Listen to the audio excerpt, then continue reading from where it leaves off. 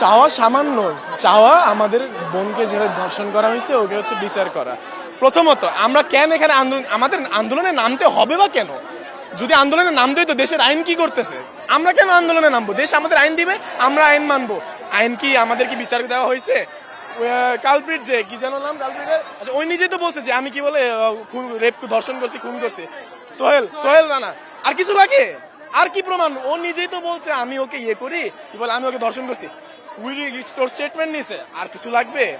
আর কেন তাও কেন বিচার? এই যে আসিয়ার যে ধর্ষক, ওর ধর্ষক 1 বছরের বেশি হয়ে গেছে না?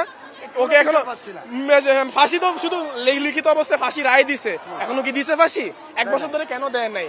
এটা বিচার, যতক্ষণ না এই বিচার হবে এই থামবে না, এই মিছিল থামবে না। আর আমরা আমাদের পুলিশ দিয়ে হুমকি দিচ্ছে, আমাদের গুম করে ফেলবে। রায়টা যত দ্রুত সম্ভব আজকের মধ্যেই, কালকে আমাদেরকে বলেছিল আজকে সকালের মধ্যে দিবে, আজকে সকালে আসছি কই, এখনো দেয় নাই, কেউ কোনো খোঁজ খবর নেই। কিছুক্ষণ আগে আমাদেরকে যে বলা হয়েছে খালি যে হচ্ছে প্রধানমন্ত্রী হচ্ছে রামিসা বাবার বাসায় গিয়েছে, তার সাথে কথা বলেছে, এইটা ঠিক আছে মানলাম, কথা হইলো, কিন্তু এখনো যে খালি 10টা দিনের জন্য যে রিমান্ড দিছে, ওটাই কোনো মানে একজন রেপিস্টের জন্য কি এটা কোনো মানে কি বলা যায়, খুনি, এটা কি কোনো ছাড় পাওয়ার মতো কোনো জিনিস হইলো?